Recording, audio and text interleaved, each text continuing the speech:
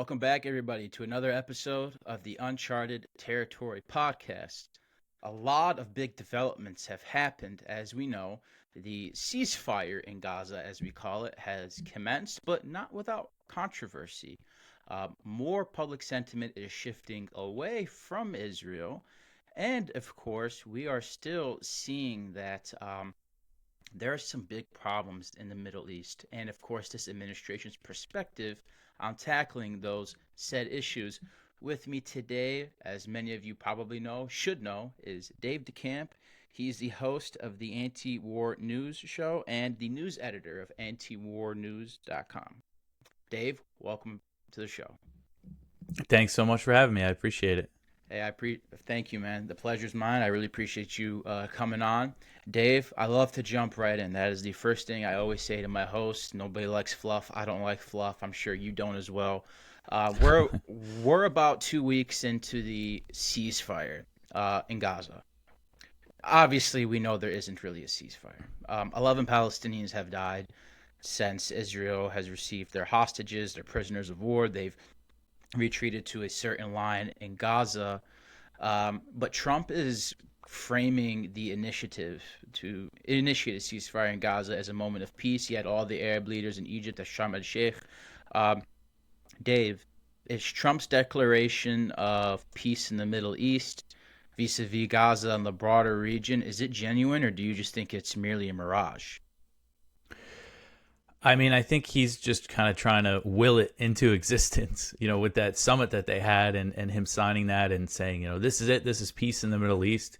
But of course, this ceasefire deal does not address like the underlying issues at all. Mm-hmm. And, the way he's kind of approaching this is kind of giving, embracing Netanyahu and praising him.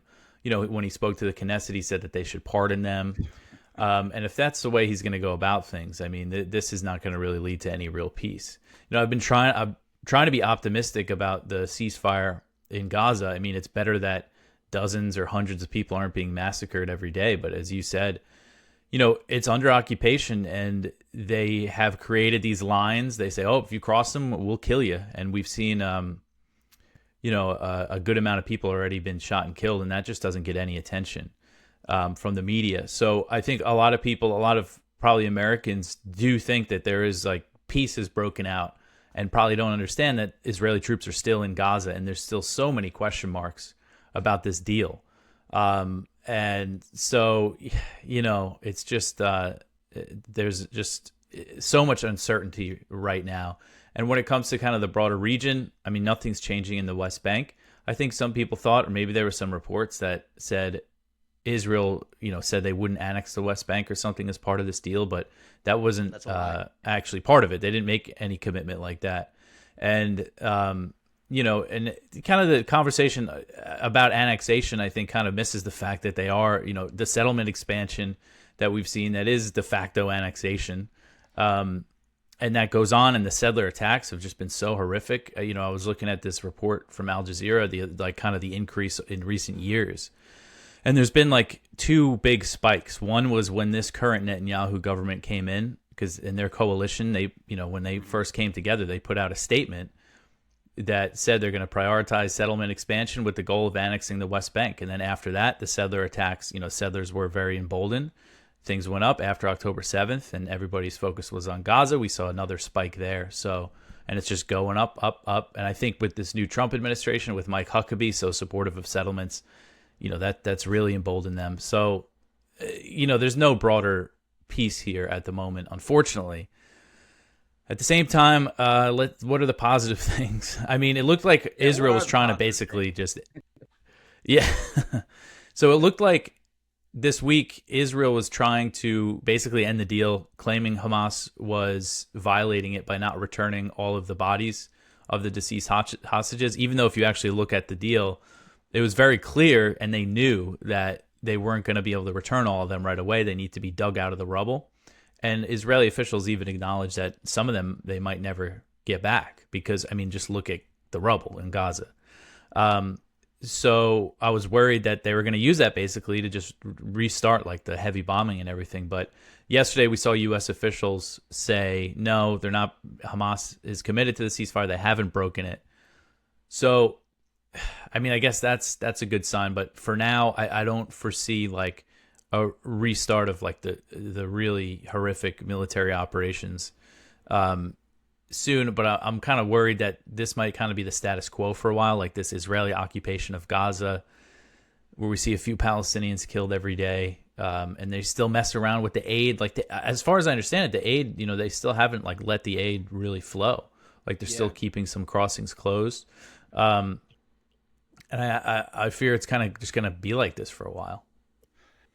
Yeah, you actually just hit on a really important point, Dave. I was actually talking about this the other day with Zachary Foster, and this is like when the deal kind of was being implemented. I said, look, I'm happy that there isn't mass bombardment of Gaza, but well, at least at the current moment, obviously the situation is very volatile, but this is going to be the new status quo.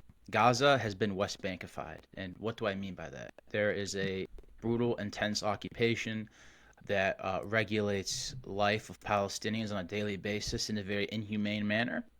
And just like you mentioned in Gaza, there's a couple of Palestinians killed every day in the West Bank. Nobody really bats an eye anymore because it's a new norm, and there's been land grabs and there's been settler violence, and that very much may very well be the new model in Gaza, is where you have roughly 45% of Gaza being governed by technocrats who either belong to the Palestinian Authority or are independent of Hamas but report to like Tony Blair or Donald Trump. And then the other half is just basically occupied by the IDF. Nobody can go back home there. And for all we know, there can be settlements. And it really is unfortunate because, Dave, what Israel's doing right now in Gaza is also what they're doing in Syria. It's also what they're doing in Lebanon, and it's what they're trying to do with Iran, right? We're seeing greater Israel unfold before our eyes. I get so infuriated like when I see on the news a map of Israel pulled up, and it's just like 75% of what used to be historic Palestine, and then there's Gaza, and then there's the West Bank. But there's never a map of them in Syria, which is like 20 miles away from Damascus. They've occupied the entirety of the south of Lebanon, holding on to 6 strategic points, within Lebanon. And I think that really is, to me, the sticking point, Dave. And I think you're going to agree here. It's like there really can't be any peace in the Middle East when we're basically giving Israel sugar daddy checks every month, every year, and they're occupying half of their Arab neighbors and killing them systematically. Why do you think Trump hasn't come to this recognition yet? I mean, he ran his pro-peace platform, which I didn't really take seriously, but why? Why is there this ambivalence and unwillingness to just accept the fact that the problem is Israel and its greater Israel ambitions? Well, this has always been kind of the contradiction with kind of the MAGA movement. Because at the grassroots level, I do think there's a lot of people who want to get out of the Middle East, and Trump, has talked about that, and other politicians, that are part of this movement. But as long as you're supporting Israel the way that the U.S. does, you're not getting out of the Middle East. One example I could think of is back in 2019, Trump said he was going to pull out of Syria, and he got a lot of backlash. And then everybody remembers that he said, "Oh, we're going to stay in Syria to secure the oil." But another thing he said is we're going to stay in Syria because Israel wants us to. So, and that's part of the reason why we saw, the U.S. back the overthrow of Assad and everything. I mean, not part of the reason. It really is the reason. And, I'm happy you mentioned the stuff happening in Southwest Syria and Southern Lebanon, because that gets such little attention. We cover it almost daily at AntiWar.com. But that's the thing, this is all being supported and funded by the U.S. government, by U.S. taxpayers. It's not just the occupations of the West Bank and Gaza. It's also this expansion we've seen in the bombing runs we've seen in Yemen, and of course Iran, even using drones to attack the flotilla boats in Tunisia. They're just completely out of control. So why hasn't? Trump. He doesn't seem like he's ideologically like a hardcore Zionist or anything, but he has a lot of them in his circle, and of course his biggest donors are. The thing he said when he was talking to the Knesset, which I'm sure you saw, that basically saying one of his biggest donors, Miriam Adelson, cares more about Israel than the U.S. I mean, that's like incredible that he would just say that. Like, you know, you're not supposed to say those things, but he just goes out there and says it. And he said before that, you know, during his first term, Sheldon and Miriam Adelson were at the White House basically more than anybody, always asking for things for Israel. So, you know, that's obviously a big factor here. And you look at the people involved in the peace negotiations. I mean, Steve Witkoff, Jared Kushner, you know, they're I do think that part of Witkoff might genuinely want to see peace, but the reality is, you know, as long as we continue backing Israel the way we do, and the occupation of the West Bank continues, like, we're not going to see real peace. And that's what Kushner tried to create with the Abraham Accords, which, I mean, the idea that they were like peace deals, which is how a lot of people referred to them, just such nonsense. You know, they went over the head of the Palestinians. That was kind of the whole point. So, yeah, this is, you know, I don't think they're going to change this attitude toward Israel. Not with this administration. I think in the long term, things are really going to change, though. But it's going to take a little while for it to kind of translate at the federal level. Yeah, you know, it's nuts that Trump came out and said that about Miriam Adelson. I remember watching that live, and I was like, holy shit. You know, sometimes I wonder if that's like a call for help of him, like, just like blink twice if you're in trouble, or blink once if you're safe. I really think he knows that, like, there's a problem here, right, internally, but I don't think he has the political and moral courage to change it, at least during, you know, at least under his administration. He talked about how on a grassroots level, MAGA wants to get out of the Middle East. He talked about how on the grassroots level, like, we're seeing this schism within MAGA and the America First movement regarding Israel. I'm also seeing a lot of people within the America First movement become very sympathetic towards Palestinians. Marjorie Taylor Greene, Tucker Carlson. I was even watching a little bit of Steve Bannon's show, and he seemed to be more sympathetic than usual, obviously on par for what Steve Bannon's ideological outlook is. There was some sympathy there, and I think at least a willingness to be like, all right, we can't just like cast the Palestinians off to the side here. Like, they need something. Talk about the dynamics that are fueling this schism within MAGA, not only just to turn on Israel, but to be just more sympathetic towards Palestinians. What kind of has been like the factors pushing that? Well, I mean, I think the biggest thing overall when it comes to, you know, we've seen these polls that Americans are more sympathetic toward the Palestinians than the Israelis now, which is like pretty incredible. And I think the biggest factor there is just what people have seen, the live stream genocide that people have seen, you know. I mean, the stuff that was just readily available on the internet, I mean, it's like the worst things I've ever seen, you know, videos and pictures. And so I think that's behind the overall change in public opinion in the U.S. And I think that translates on the MAGA on the right as well among young people, because, you know, for a while, I think the attitude was for people on the right was that, oh, you know, the left, even though like it's not like the Democrats were pro-Palestinian, though I think they're going to have to be, you know, if they want to keep their voter base, I think, based on the polls. But, you know, the thought was it's, you know, leftists and like college age left wing people who are pro-Palestinian, we're pro-Israel. That's, you know, people on our side are pro-Israel, and that's just the way it is. And they didn't really think much about it. Obviously, you have people who it's an ideological thing, whether they're Jewish Zionists or Christian Zionists. But I think you have just a lot of ordinary people on the right who didn't really think too much about it. But these past 2 years, it's been unavoidable, both because of the, you know, what we've seen, the atrocities that they've seen committed, you know, with our weapons and support and everything. And also, it's become really clear how much influence Israel has over the U.S. government. And people have started talking about it in ways that they didn't before. And I think that's a result of kind of the new media landscape. I mean, the fact that Tucker, like, you know, when he had his own show for a little while, he wouldn't like directly address Israel. He would kind of like hint at it. But now it's like, you know, he's addressing it directly, and he's had Scott Horton on his show. He's our editorial director at AntiWar.com, and Jeffrey Sachs, and he spoke with Munther Isaac. That was I feel like that was a while ago now. the Palestinian pastor from Bethlehem. Yeah, But I remember that was like a big moment. it was, yeah, And like with the Christians, yeah.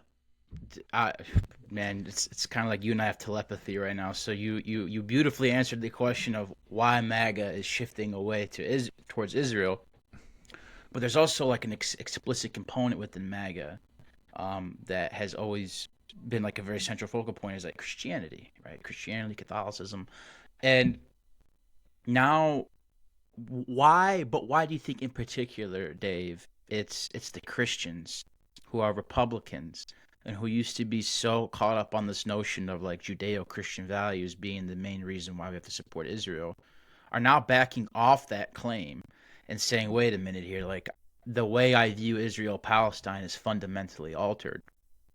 What are some of the main drivers of that sentiment amongst the Christian right and its, divorce from its pro-Israel, proclivities? Yeah.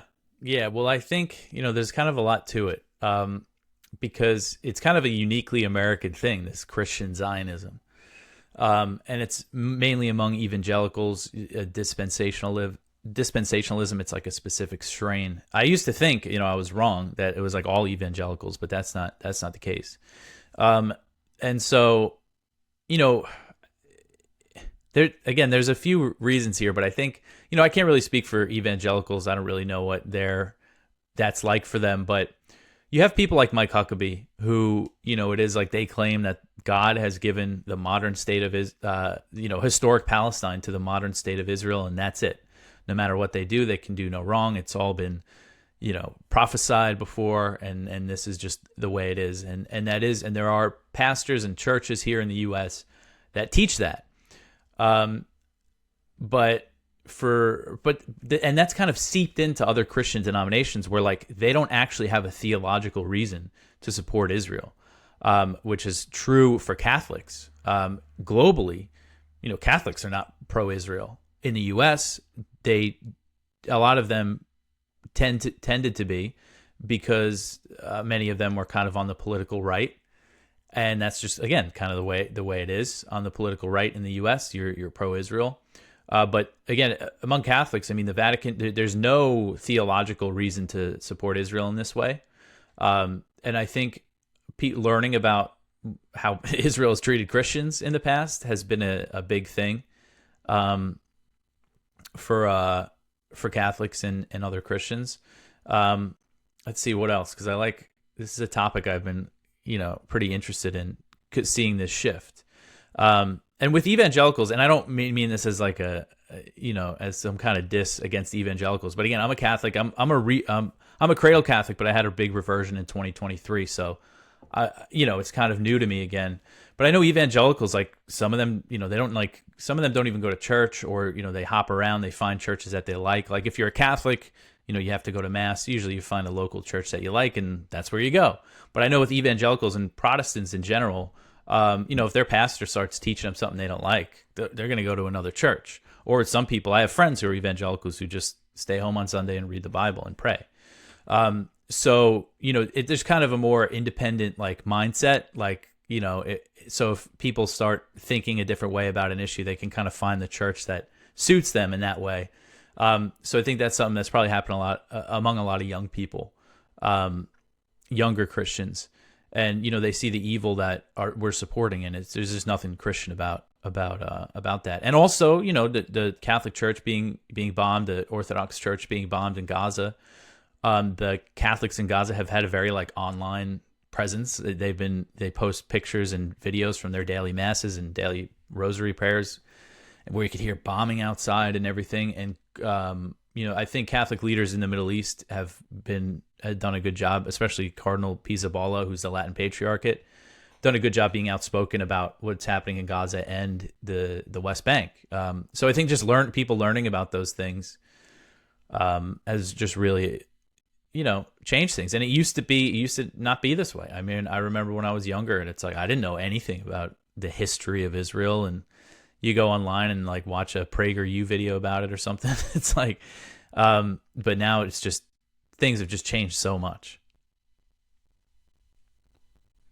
Yeah, things are changing for the better, and I guess better is the bar is in hell, right? You can't really say that definitively, but the momentum is shifting, I should say.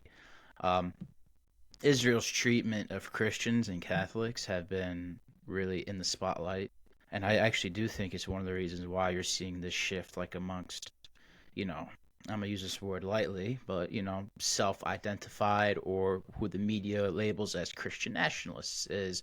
Um, you got your Marjorie Taylor Greens, your Tucker Carlsons, your Steve Bannons. When they see settler violence in the West Bank, when Jewish settlers go and deface a church and tear up a Bible or firebomb a Palestinian Christian's house, and then they realize it doesn't like they don't Israel doesn't care for Christianity. Israel doesn't care for Catholicism. Israel doesn't care one bit, really, at least Israel in its current configuration, but I'd also argue historically has never really cared about any faith or preserving the faith and dignity of other people who aren't Jewish. And that's not, of course, to demonize Jews. I'm not here to, conflate what Israel's doing with every Jew in the world. That's not fair. That the evil Netanyahu government and his far right coalition doesn't represent every Jew in the world. But the unfortunate reality is that when you facilitate a Holocaust in Gaza and you are pushing Palestinians out of the West Bank, pushing them out of their homes in the West Bank under the banner of Judaism, and that you're citing some biblical injunction being the reason for that, people are going to unfortunately start to be more hostile towards Jews, and it's just not fair. But this is and obviously we should fight back against that. But that was a slight rant, but that was just me speaking my mind. But on the topic of Christians in the West Bank, do you think before October 7th, do you think your average Christian politician even knew that there were like over 150,000 Palestinians who are Christian in the West Bank and Gaza combined? Or do you think October 7th revealed that, like, hey, these aren't just Sunni Muslims, like, there's a Christian presence in Palestine? Yeah, I think a lot of people weren't aware. Like, your average American Christian probably really had no idea. And then, and I know from experience, like, I know older, and I've been talking mostly about younger people, but I know some like older boomer age people who have told me, that the scales are falling off their eyes, and like they have a completely different view of Israel now. And again, one of the things is learning about the persecution of the Christians, because they're right there among the living among the Muslims, and I think it's like, I don't know the exact numbers. You would probably know better than me. I don't know if we really have the exact numbers, but I think it's something like 10% of the Palestinians displaced during the Nakba were Christian. That's not a small minority. I mean, that's a pretty significant number. So yeah, you learn these things, and it starts making you question things. And obviously, as a Christian myself, it doesn't, all lives, you should not do anything against any innocent people, whether they're Christian, Muslim, Jewish, or whatever. But it is, seeing it happen to Christians is like a way people, it because of whatever, if it's their own prejudices or whatever, but that's just a way for American Christians to be like, wait a minute, what's going on here? And for them to kind of start looking into it more and learning about the history. Yeah, well, firstly, your figure is correct. And just for our audience that doesn't know this, but some do, close to 800,000 Palestinians were displaced, expelled during the Nakba, and that's not even counting the tens of thousands who were violently massacred that helped make way for the modern state of Israel. When you take 10% of 800,000 people, you're talking about almost 100,000 Christians being slaughtered, killed, and displaced in a 5-6 month period to make way for the modern state of Israel. And you hit on something that really resonates with me deeply. I am a Muslim, obviously not a perfect Muslim, and I'm not going to sit here and pontificate and tell people what to do, what they shouldn't do, what they shouldn't believe. But there's always been like this nasty perspective about Muslims that we hate Christianity. And obviously there are some differences about, the Holy Trinity, the first, the New Testament, the Old Testament, but fundamentally speaking, Islam has a deep reveration and respect for Jesus Christ and the Virgin Mary. We as Muslims the women who wear hijab, where do you think they got that from? They got that from the nuns. They got that from the Virgin Mary. You know, we replicated modesty and virtue in women after the Virgin Mary. Did you know in the Quran, Jesus Christ, may peace be upon him, sallallahu alaihi wasallam, as we say, is mentioned 26 times in the Quran, and that's more than our Prophet Muhammad sallallahu alaihi wasallam, who's only mentioned 5 times, I believe. So it was always this very skewed Orientalist perspective that these Muslims were barbarians going around slaughtering the Christians.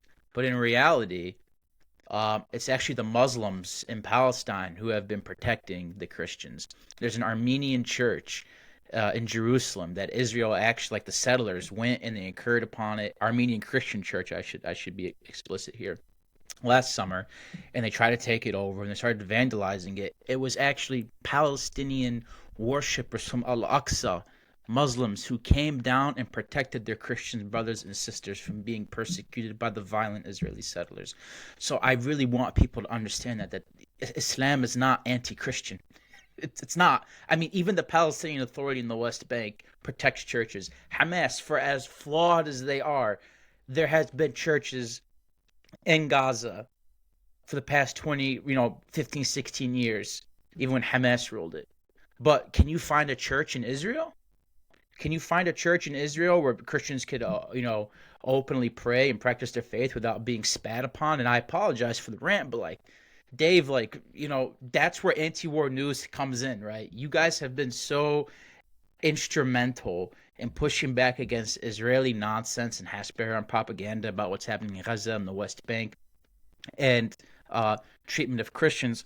Talk about some of the success that you've had in your professional endeavor pushing back against these perspectives, but also the success that it has had in fundamentally reshaping the public psyche on their perspective of this conflict. Yeah, well, I think, kind of our job is to question, the narratives and push back on the narratives that leads our country into war or interventions or whatever form it takes. And, we kind of, what I do with the news stories, I keep them pretty simple and short. And kind of a lot of my job is just putting things in the proper context. Or kind of stripping out some of the propaganda that we see from other, mainstream news outlets. But yeah, I mean, we're a relatively small site, but we have kind of a big reach. A lot of influential people read us and use our work. But yeah, I think, and we appeal, the staff, we're a libertarian website. That's the history of AntiWar.com.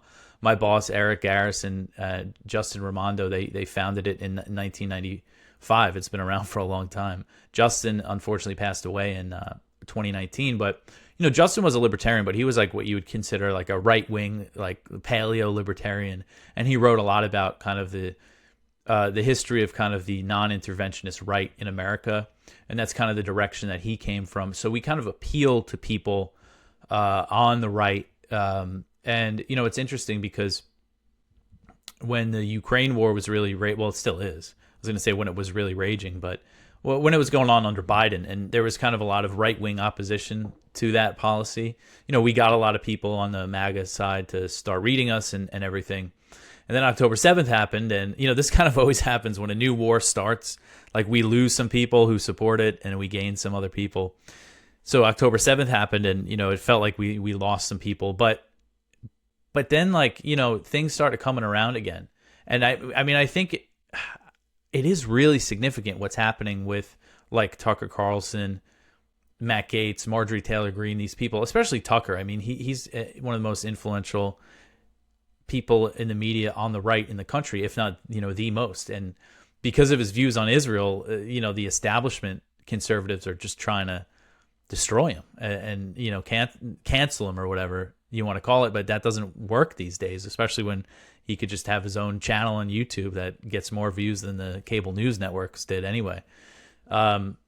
So, and it's always interesting because, again, my show, it's a relatively small audience that I have. And I'm always interested in meeting the people because it's kind of people from all over. I have listeners on the left, on the right. and it's just kind of really interesting meeting people, like just people you just wouldn't think of, kind of just like your regular average 30-something-year-old American Christian dude who's a conservative but is just against all this stuff and is against the wars and everything. And so, I think we are having an impact in a good way. And I know a lot of people also go to us because, especially with the nature of the news now, you'll be on Twitter or something and you'll see some post about something and like you don't know if it's true. Like you just see so much stuff, and sometimes it's BS. There's like these accounts that just pump this stuff that's just nonsense. And so a lot of people know, like, if they see something like that, they can go to antiwar.com and be like, okay, is this really true? Let's figure out what's actually going on. So that's kind of what we try to provide people. Yeah, and I mean, by the way, I am a reader and a viewer of your show. Anti-war news is deeply appreciated in this household amongst me, and you guys have been great in dispelling a lot of myths. You mentioned wars, and man, it's just like I'm really scared that Israel's not done yet, and they're not done with Iran. Am I wrong for thinking that? No, you're not. That's a big thing here that I'm worried about too, is that Netanyahu is very transactional. He might have told Trump when he was at the White House, like, okay, I'll agree to this deal for now, but can we get another war with Iran here? Like, this could be part of it. We've seen kind of some rhetoric from Trump recently, him saying, oh, that we want to deal with Iran, that Iran's not a problem. But, we saw him say the same thing right before the last war. So there's not really any reason to think that his word means anything. And he also said something like, oh, people are telling me that they're rebuilding their nuclear program. And I say, there's no way that's happening because we destroyed it. But that tells me that that's what, U.S. and Israeli intelligence is starting to say is, oh, they're going to rebuild, so we got to hit them again.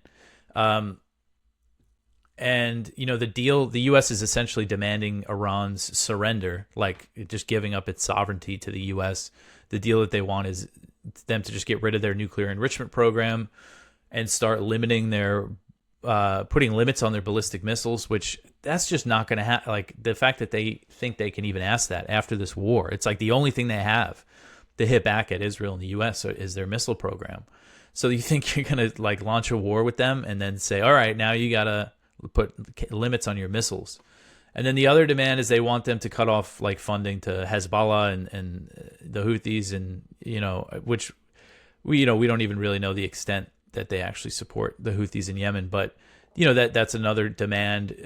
So this just isn't realistic. This just isn't like a workable deal. There was a workable deal on the table that I think could have satisfied both sides before the war started. They were talking about creating like a nuclear enrichment consortium that would have been on Iranian territory, but it would have involved like the UAE and possibly Saudi, and that would have had crazy oversight, like more oversight than any other nuclear enrichment program in the world. But before they could work those details out, they bombed Iran. So they don't want to deal, like it's clear that the hawks who are driving this in the U.S. and obviously in Israel don't want to deal. If you watched Trump's Knesset speech, they're cheering him and clapping, and then he said something about wanting a deal with Iran, and it was just like silence. So I think it's clear what they want. Yeah. On the topic of Iran's missiles, there's been this kind of mass misconception about it. The way neocons and Israel firsters in the administration and just Israel in general is that they pose Iran as like this existential threat to humanity. I think not Trump, I think Netanyahu said Iran has nukes that could hit 17 American cities. I'm like, hey, no, they don't. They don't even have their ballistic missiles can't even hit Europe, let alone the United States, and they're closer to Europe than they are America. That's one. And two, if you even want, like you said, if you even wanted Iran to have some type of compromise on their ballistic missiles, now you basically don't have any leverage over them.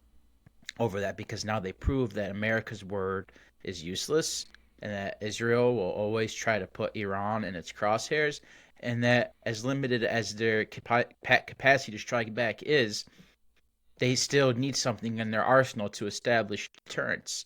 And we actually saw Iran really start to pound Israel there for a minute. I mean, don't get me wrong, 1,000 Iranian civilians died. It was incredibly tragic. There's no good to come out of this. But the reason why America, and correct me if I'm wrong, but am I wrong in thinking that the reason why America stepped in to stop the Iran-Israel war is because Israel was running out of missile interceptors? Iran was really trying to penetrate deep, very deep into Israeli territory, much deeper than Hezbollah, and much deeper than the Houthis or Hamas. I mean, is that the proper assessment? Yeah, I think so. And I mean, the U.S. was involved through the whole 12 days, intercepting because it wasn't just Israel running out of interceptors. It was also the U.S. They have 2 THAAD missile batteries in Israel, and they used about 20% of all the THAAD interceptors that they have in the world in that war in those 12 days. So the question was, and we started to see toward the end, that Iran was firing less missiles, but more were getting through. They were using kind of their more advanced stuff. And the question was, who's going to run out first? How many missiles does Iran have? What is their missile supply like? And yeah, so they try to frame this as a victory. Obviously, as you mentioned, I mean, they killed a lot more Iranians. But Iran hit Israel up until the last moments of that ceasefire. So, it's not like it was some big victory. And that's not how Israel wanted to end things off. They wanted to either take out the regime, somehow. They tried to do like decapitation strikes. They did killed a lot of senior officers and stuff. But some of them, they failed to kill who they targeted. They tried to kill the president. And or they wanted to basically neuter Iran and destroy their missile capabilities, make them like a country like Lebanon or Syria that they could just bomb whenever they want and they don't have to worry about any retaliation. But they failed at that.